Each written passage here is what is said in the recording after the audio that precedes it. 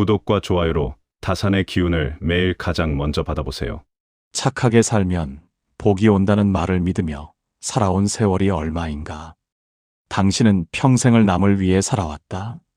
자식을 위해 허리가 휘도록 일했고, 친구가 부르면 하던 일을 멈추고 달려갔다. 아픈 몸을 이끌고도 손주를 봐주러 갔고, 모임에서는 늘 먼저 지갑을 열었다. 그런데 정작 당신이 받은 것은 무엇인가? 당신이 준 것은 진심이었으나 그들이 받은 것은 당연함이라는 이름의 권리였다. 세상은 생각보다 야박하고 사람들의 기억은 생각보다 짧다. 한 번 만만해지면 영영 만만한 사람으로 남는다. 오늘 정약용의 지혜를 통해 존중받는 어른이 되는 법에 대해 깊이 생각해보라. 그렇다면 무엇을 바꿔야 하는가? 첫 번째, 예약제 인간이 되어라. 아무 때나 불러낼 수 있는 사람은 누구에게도 귀하지 않다. 당신의 하루를 떠올려보라. 아침에 운동하러 나가려는데 자식에게서 전화가 온다. 엄마, 오늘 갑자기 애 좀 봐주실 수 있어요? 당신은 운동화 끈을 풀고 손주를 보러 간다. 친구에게서 카톡이 온다. 오늘 심심한데 차 한잔 할까?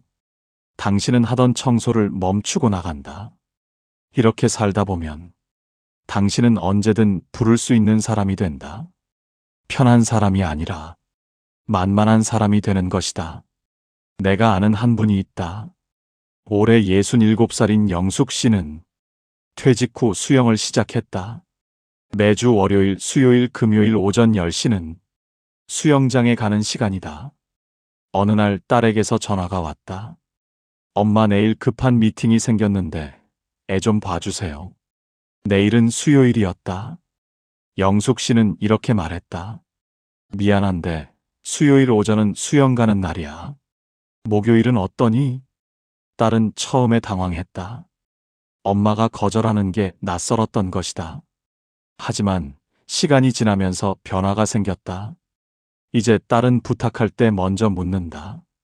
엄마, 이번 주 일정 어떠세요? 영숙 씨의 시간을 존중하기 시작한 것이다. 반면 어떤 분은 다른 선택을 했다. 71살 철수 씨는 친구들 사이에서 인기가 많았다. 아니, 정확히 말하면 부르기 쉬운 사람이었다. 친구가 전화하면 언제든 나갔다. 철수야, 심심한데 바둑 한 판 두자. 하던 일이 있어도 나갔다. 철수야, 오늘 점심 뭐 먹을래? 약속이 없으면 무조건 나갔다. 철수 씨는 이렇게 생각했다. 친구가 좋아서 그런 거지 뭐. 그런데 정작 철수 씨가 아팠을 때 문병 온 친구는 한 명도 없었다. 모임에서도 철수 씨 자리는 늘 구석이었다. 의견을 내도 아무도 귀 기울이지 않았다. 항상 있는 사람은 없어도 티가 나지 않는다. 이것이 바로 가용성의 역설이다. 정약용도 유배지에서 비슷한 상황을 겪었다. 강진에서 18년을 보내는 동안 그를 찾아오는 제자들이 있었다. 하지만 정약용은 아무 때나 만나주지 않았다. 정해진 시간에만 면담을 허락했고 그 외의 시간은 오롯이 학문에 쏟았다. 그 결과 제자들은 스승의 시간을 귀하게 여겼고 배움의 무게를 알게 되었다. 그렇다면 어떻게 해야 하는가? 첫째, 나만의 시간표를 만들어라. 일주일 중 이틀은 반드시 나를 위한 시간으로 정하고 그 시간만큼은 양보하지 마라. 둘째, 즉각 답장하지 마라. 카톡이 오면 바로 답하지 말고 한두 시간 후에 답해도 된다. 셋째, 거절할 때 대안을 제시하라. 오늘은 안 되는데 내일은 어때? 라고 말하면 상대도 받아들이기 쉽다.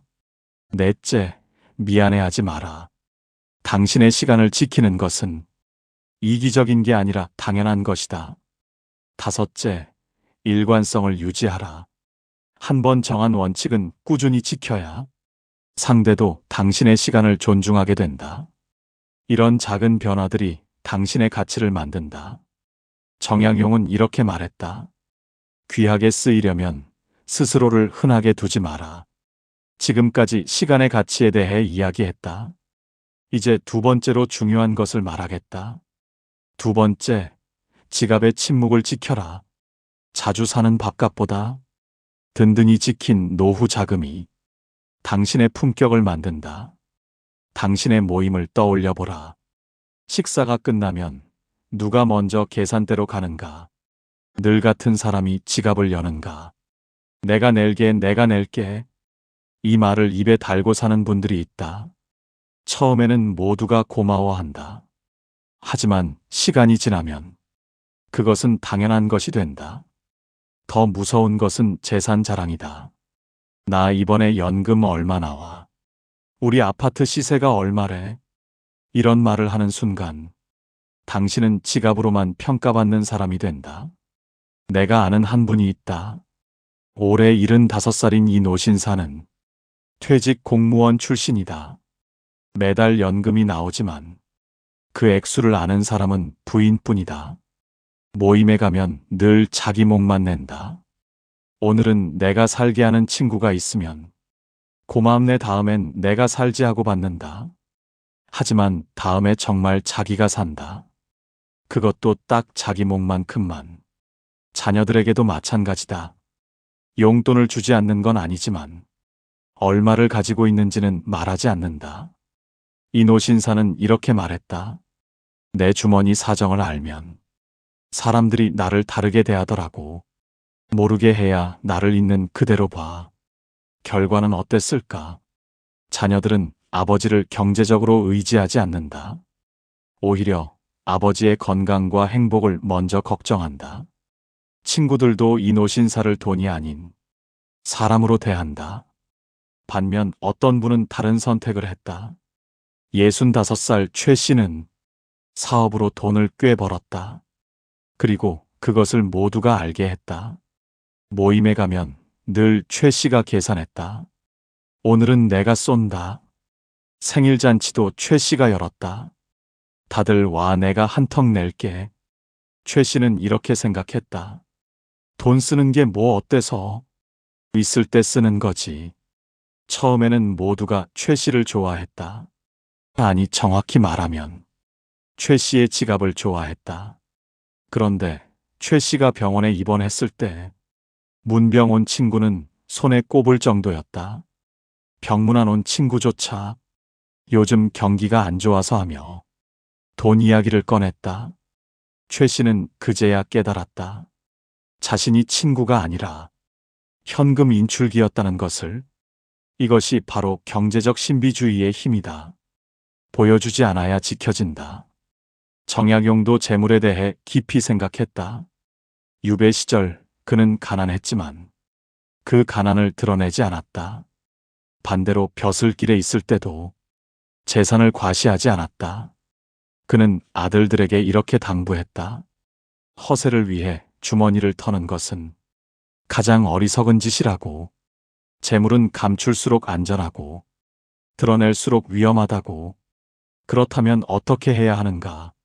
첫째, 각자 내기를 생활화하라. 모임에서는 n분의 1이 기본이다. 가끔 사는 것은 괜찮지만 습관이 되면 안 된다. 둘째, 자산 정보는 비밀로 하라. 연금이 얼마인지, 아파트 시세가 얼마인지 배우자 외에는 말하지 마라. 셋째, 돈으로 관계를 사지 마라. 밥을 사준다고 친구가 되는 게 아니다. 진심으로 대해야 친구가 된다. 넷째, 자녀에게도 선을 그어라. 용돈은 주되 재산 내역은 알리지 마라. 알면 기대하고 기대하면 실망한다. 다섯째, 품위 있게 거절하라. 오늘은 내가 살게 할 때 고마워하지만 오늘은 각자 내자 해도 된다. 이런 작은 변화들이 당신의 품격을 만든다. 정약용은 이렇게 말했다. 주머니가 가벼워지면 말의 무게도 가벼워진다. 시간과 돈을 지키는 법을 이야기했다. 이제 세 번째로 중요한 것을 말하겠다.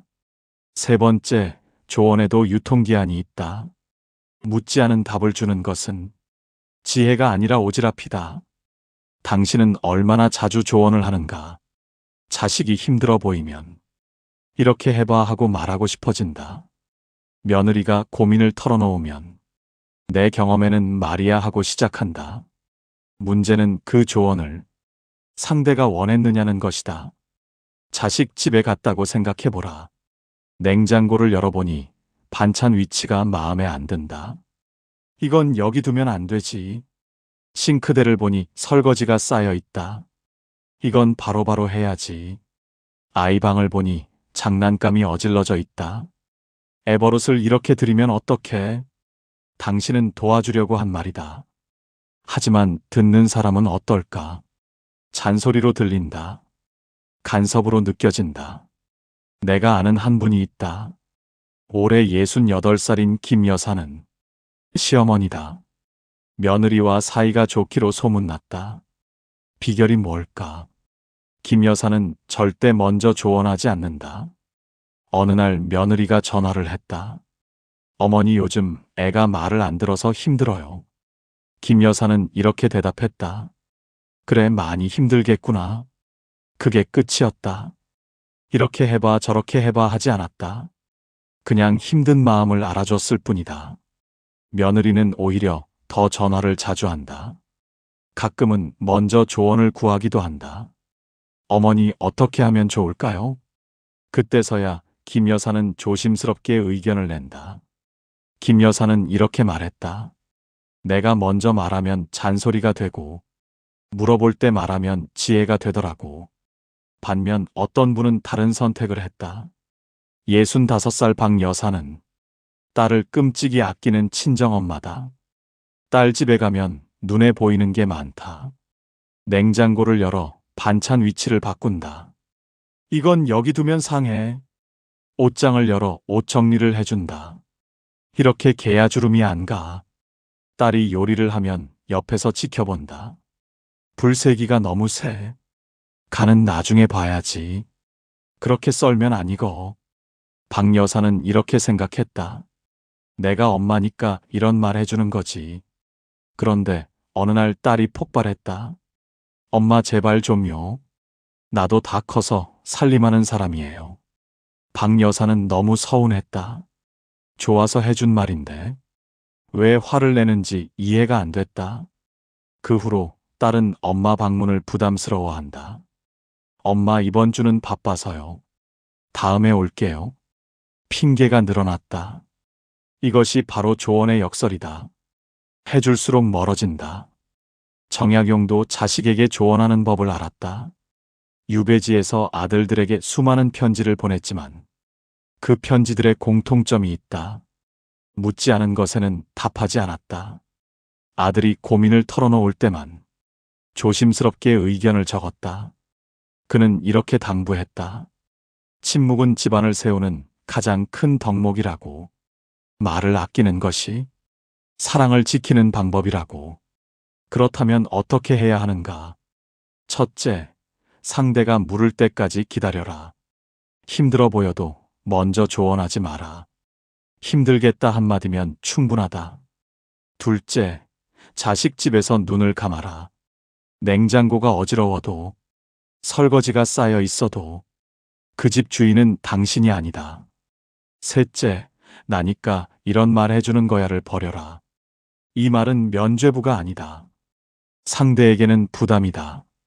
넷째, 조언 대신 질문을 하라. 이렇게 해봐 대신 너는 어떻게 하고 싶어? 라고 물어라. 다섯째, 한 번 말했으면 끝내라. 같은 말을 반복하면 잔소리가 된다. 한 번 말하고 결과는 맡겨라. 이런 작은 변화들이 관계를 살린다. 정약용은 이렇게 말했다. 입을 닫으면 지혜가 살고 입을 열면 원망이 자란다. 여기까지 들으며 아마도 공감하셨을 것이다. 당신도 비슷한 경험을 해보셨을 테니까. 이제 네 번째로 중요한 것을 말하겠다. 네 번째, 감정 쓰레기통이 되지 마라. 남의 불평을 다 들어주는 것이 인격이 아니라 내 영혼을 방치하는 것이다. 당신에게 이런 친구가 있지 않은가? 만나면 시작부터 끝까지 하소연이다. 자식 이야기, 며느리 이야기, 남편 이야기. 1시간이고 2시간이고 끝이 없다. 당신은 고개를 끄덕이며 듣는다. 그래, 그랬구나. 정말 힘들었겠다. 어휴, 속상하겠네. 집에 돌아오면 당신은 녹초가 된다. 머리가 지끈거리고 가슴이 답답하다. 분명 내 일이 아닌데 왜 이렇게 지치는 걸까? 그것은 당신이 감정 쓰레기통이 되었기 때문이다. 내가 아는 한 분이 있다. 올해 70살인 조 여사는 경로당에서 인기가 많다. 하지만 아무 말이나 다 들어주지는 않는다. 어느 날 친구가 전화를 했다. 시작부터 며느리 흉이었다.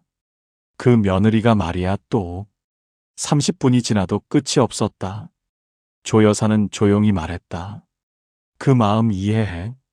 근데 나도 듣다 보니 마음이 가라앉네. 오늘은 여기까지만 하자. 다음에 만나서 맛있는 거 먹으면서 이야기하자. 친구는 처음에 서운해했다. 하지만 신기한 일이 생겼다. 그 후로 친구는 조 여사를 만날 때 하소연보다 다른 이야기를 더 많이 했다. 날씨 이야기, 손주 이야기, 드라마 이야기. 조 여사는 이렇게 말했다. 들어주는 게 다 좋은 게 아니더라고. 선을 그어야 나도 살고 관계도 살아. 반면 어떤 분은 다른 선택을 했다. 68살 이 여사는 누구의 이야기든 다 들어줬다. 친구가 전화하면 2시간이고 3시간이고 들었다. 어휴, 그래서 어떻게 됐어? 정말? 그 사람이 그랬어? 맞장구를 치며 끝까지 들었다. 이 여사는 이렇게 생각했다. 친구가 힘들어하는데 안 들어주면 어떡해? 문제는 그 후였다. 친구들의 전화가 점점 늘어났다. 아침에도 저녁에도 밤에도 전화가 왔다. 모두가 이 여사에게 하소연을 쏟아냈다. 이 여사는 점점 지쳐갔다. 밤에 잠이 안 오고 밥맛이 없어지고 결국 병원 신세를 졌다. 의사가 물었다. 스트레스 받는 일이 있으세요? 이 여사는 그제야 깨달았다. 남의 짐을 다 지느라 정작 자기 몸을 망쳤다는 것을. 이것이 바로 정서적 방어선의 중요성이다. 선이 없으면 무너진다. 정약용도 유배지에서 이것을 깨달았다. 강진에서 만난 사람들 중에는 부정적인 이야기만 하는 사람들이 있었다. 세상 탓, 남 탓, 운명 탓, 끝없는 불평불만. 정약용은 그런 사람들과 거리를 뒀다. 대신 긍정적인 제자들과 시간을 보냈다. 그래야 자신의 마음을 맑게 유지할 수 있었다. 그는 이렇게 깨달았다. 남의 오물을 받아내느라 자신의 정원을 망쳐서는 안 된다고. 그렇다면 어떻게 해야 하는가? 첫째, 시간 제한을 미리 말하라. 전화가 오면 10분 뒤에 나가야 해라고 먼저 말하라. 그래야 상대도 핵심만 이야기한다. 둘째, 화제를 강제로 전환하라. 하소연이 길어지면 그건 그렇고 요즘 뭐 재밌는 거 없어? 라고 물어라. 셋째, 감정적으로 동조하지 마라. 어휴, 진짜 나쁘다 하며 같이 흥분하면 상대의 부정적 감정이 당신에게 옮겨온다. 넷째, 솔직하게 말하라. 나도 듣다 보니 마음이 무거워져. 오늘은 여기까지 하자. 이 한마디가 당신을 지킨다. 다섯째, 에너지 뱀파이어를 피하라. 만나면 늘 기운이 빠지는 사람이 있다. 그런 사람과는 거리를 두는 게 맞다. 이런 작은 변화들이 당신의 건강을 지킨다. 정약용은 이렇게 말했다. 남의 오물을 받느라 정원을 망치지 마라. 시간과 돈과 말과 감정을 지키는 법을 이야기했다. 이제 5번째로 중요한 것을 말하겠다. 5번째, 자식에게 자립의 기회를 주어라. 다 해주는 부모는 자식을 효자로 만드는 게 아니라 무능하게 만든다. 당신은 자식을 위해 얼마나 많은 것을 하고 있는가? 손주 봐주랴, 반찬 해다 주랴, 청소해 주랴, 빨래해 주랴. 자식 집에 가면 일이 끝이 없다. 바쁘니까 내가 해줘야지. 맞벌이라 힘드니까. 손주가 불쌍하잖아. 이렇게 생각하며 당신은 오늘도 자식 집으로 향한다. 그런데 정작 자식은 고마워하는가? 엄마 오늘 반찬 좀 싱거운데요. 아빠, 그거 거기 두면 안 돼요. 어머니 애한테 그렇게 하시면 안 돼요. 고맙다는 말 대신 지적이 돌아온다. 내가 아는 한 분이 있다. 올해 72살인 한 여사는 3년 전까지 딸 집에 매일 갔다. 아침에 가서 청소하고 반찬 만들고 손주 유치원 데려다 주고 저녁 준비까지 해놓고 왔다. 그러던 어느 날 한 여사가 쓰러졌다.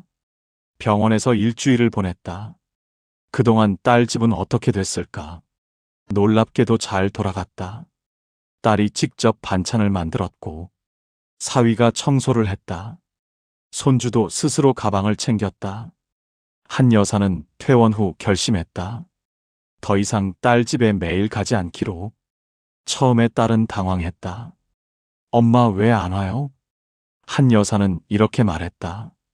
이제 너희가 할 때가 됐어. 엄마도 내 삶이 있어. 3년이 지난 지금 한 여사는 서예 교실에 다니고 여행도 다닌다. 딸 집에는 한 달에 한두 번 간다. 가면 손님 대접을 받는다. 한 여사는 이렇게 말했다. 매일 가니까 가정부였어. 가끔 가니까 귀한 손님이 됐어. 반면 어떤 분은 다른 선택을 했다. 66살 박 여사는 직장 다니는 딸이 안쓰러웠다. 매일 저녁 딸 집에 가서 밥을 차렸다. 맞벌이가 얼마나 힘드니. 청소도 해주고 빨래도 개어줬다. 내가 안 하면 누가 하겠어. 박 여사는 이렇게 생각했다. 엄마니까 해주는 거지. 그런데 딸의 반응은 달랐다. 엄마 이 반찬 간이 좀 짜네요. 엄마 옷 이렇게 개면 구겨져요. 엄마 제발 냉장고 좀 건드리지 마세요. 고마움 대신 짜증이 돌아왔다. 박 여사는 서운했지만 그래도 계속 갔다. 그래도 내가 안 하면 힘들 텐데. 결국 어느 날 딸이 폭발했다. 엄마 나도 내 방식대로 살고 싶어요. 매일 오시니까 부담돼요. 박 여사는 충격을 받았다. 평생을 바쳤는데 부담이라니. 이것이 바로 과잉 돌봄의 역설이다. 해줄수록 당연해지고 당연해지면 고마움이 사라진다. 정약용도 자식 교육에 대해 깊이 생각했다. 유배지에서 아들들에게 보낸 편지에 이런 내용이 있다. 스스로 일어서지 않는 자를 돕는 것은 그를 낭떠러지로 떠미는 것과 같다고. 정약용은 아들들에게 직접 해주지 않았다. 대신 방법을 알려주고 스스로 하게 했다. 그래야 진짜 실력이 된다는 것을 그는 알고 있었다. 그렇다면 어떻게 해야 하는가? 첫째, 말없이 방문하지 마라. 자식 집에 갈 때는 미리 연락하고 초대받았을 때만 가라. 둘째, 해주던 것을 줄여라. 매일 가던 것을 일주일에 한 번으로, 반찬 배달을 한 달에 한 번으로 줄여라. 셋째, 내가 한번 해보렴이라고 말하라. 손주가 숙제를 못하면 대신 해주지 말고 내가 한번 해보렴 하고 지켜봐라. 넷째, 당신의 일정을 먼저 챙겨라. 자식 일정에 맞추지 말고 당신의 수영 교실서의 교실을 먼저 챙겨라. 다섯째, 죄책감을 버려라. 안 해준다고 나쁜 부모가 아니다. 안 해줘야 자식이 어른이 된다. 이런 작은 변화들이 자식을 성장시킨다. 정약용은 이렇게 말했다. 자식을 강하게 하려면 당신의 손을 거두어라. 지금까지 5가지를 이야기했다. 시간을 지키고 돈을 지키고 말을 아끼고 감정을 보호하고 자식에게 자립의 기회를 주는 것. 이제 마지막 6번째를 말하겠다. 어쩌면 이것이 가장 중요할 수 있다. 6번째, 적당한 결핍이 존중을 만든다. 관계는 꽉 채울 때가 아니라 적당한 빈 공간이 있을 때 비로소 숨을 쉰다. 당신은 관계를 어떻게 유지하고 있는가? 자식에게 매일 전화하는가? 친구에게 매번 먼저 연락하는가? 모임에 빠지면 불안한가? 자주 연락해야 정이 유지되지. 내가 먼저 해야 관계가 이어지지. 이렇게 생각하며 당신은 오늘도 전화기를 든다. 하지만 너무 자주 채우면 상대는 질리게 된다. 너무 쉽게 주면 상대는 귀한 줄 모르게 된다. 내가 아는 한 분이 있다. 올해 73살인 정 여사는 자식 셋을 두었다. 모두 결혼해서 따로 산다. 정 여사는 자식들에게 먼저 전화하지 않는다. 카톡도 먼저 보내지 않는다. 명절에도 와라 하지 않는다. 처음에 자식들은 의아해했다. 엄마가 왜 연락을 안 하시지? 하지만 시간이 지나면서 변화가 생겼다. 자식들이 먼저 전화를 한다. 엄마 요즘 어떠세요? 엄마 이번 주말에 가도 돼요? 정 여사를 만나는 것이 귀한 일이 되었다. 정 여사는 이렇게 말했다. 매달리면 밀어내고 물러서면 다가오더라고. 사람 마음이 다 그래. 손주들도 마찬가지다. 정 여사는 손주들에게 용돈을 자주 주지 않는다. 생일과 명절에만 준다. 그래서 손주들은 할머니 용돈을 귀하게 여긴다. 할머니 감사합니다. 받을 때마다 진심으로 고마워한다. 반면 어떤 분은 다른 선택을 했다. 69살 윤 여사는 자식들에게 매일 전화했다. 아침에 밥 먹었니? 저녁에 퇴근했니? 주말에 뭐 하니? 윤 여사는 이렇게 생각했다. 자주 연락해야 정이 유지되지. 하지만 자식들의 반응은 달랐다. 전화가 오면 한숨부터 쉰다. 네 어머니. 목소리에 피곤함이 묻어난다. 내내 밥 먹었어요. 끊을게요. 30초 만에 끊어버린다. 윤 여사가 아파서 입원했을 때 자식들은 의무적으로 왔다. 병문안이라기보다 체크리스트를 확인하듯. 약 드셨어요? 네, 그럼 저 가볼게요. 10분도 안 돼서 일어섰다. 윤 여사는 서러웠다. 매일 전화했는데 왜 이렇게 성의가 없을까? 이것이 바로 결핍의 역설이다. 채울수록 가치가 떨어진다. 정약용도 이것을 알았다. 유배지에서 그는 자식들에게 매일 편지를 쓰지 않았다. 꼭 필요한 말이 있을 때만 썼다. 그래서 그의 편지 한 통 한 통이 무게 있는 가르침이 되었다. 그는 깨달았다. 관계는 쌓는 것이 아니라 흐트러지지 않게 지키는 것이라고. 적당한 거리가 있어야 서로를 그리워할 수 있다고. 그렇다면 어떻게 해야 하는가? 첫째, 먼저 연락하는 횟수를 줄여라. 매일 전화하던 것을 일주일에 2번으로 줄여라. 상대가 먼저 연락할 여지를 남겨라. 둘째, 모든 모임에 가지 마라. 가끔 빠져야 당신의 존재가 느껴진다. 매번 가면 공기 같은 존재가 된다. 셋째, 요청을 기다려라. 자식이 도움을 요청할 때까지 기다려라. 먼저 나서면 당연한 것이 된다. 넷째, 그리움의 시간을 주어라. 떨어져 있어야 보고 싶어진다. 늘 붙어 있으면 질리게 된다. 다섯째, 당신의 삶을 충실히 살아라. 당신이 행복해야 자식도 안심한다. 당신이 바빠야 자식도 존중한다. 이런 작은 변화들이 관계의 질을 바꾼다. 정약용은 이렇게 말했다. 가까이 있으면서 멀리 있는 듯 하라. 이제 당신은 존중받는 어른이 되는 법을 알게 되었다. 첫째, 예약제 인간이 되어라. 둘째, 지갑의 침묵을 지켜라. 셋째, 조언에도 유통기한이 있다. 넷째, 감정 쓰레기통이 되지 마라. 다섯째, 자식에게 자립의 기회를 주어라. 여섯째, 적당한 결핍이 존중을 만든다. 이 6가지만 기억해도 당신의 관계는 달라질 것이다. 지난 세월 당신은 정말 수고했다. 자식을 위해 밤잠을 설쳤고, 가족을 위해 허리가 휘도록 일했다. 친구를 위해 내 시간을 내어주었고, 모두를 위해 내 마음을 쏟았다. 하지만 이제는 달라져야 한다.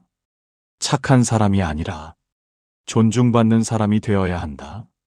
만만한 사람이 아니라 귀한 사람이 되어야 한다. 당신은 누군가의 엄마 아빠가 아니다. 당신은 당신이다. 당신의 이름으로 살 권리가 있다. 지금 당장 시작하라. 정약용은 18년 유배 생활 속에서도 자신의 가치를 지켰다. 그는 이렇게 말했다. 스스로를 귀하게 여기면 세상도 귀하게 대한다. 오늘의 이야기는 여기까지입니다. 저희 정약용 인생 지침은 앞으로도 당신의 삶에 빛이 되는 소중한 한마디를 전해드리겠습니다. 구독과 좋아요로 마음을 나눠주시고 어느 지역에서 들으셨는지 댓글 남겨주시면 한 분 한 분 인사드리겠습니다. 끝까지 시청해 주신 여러분 진심으로 감사합니다.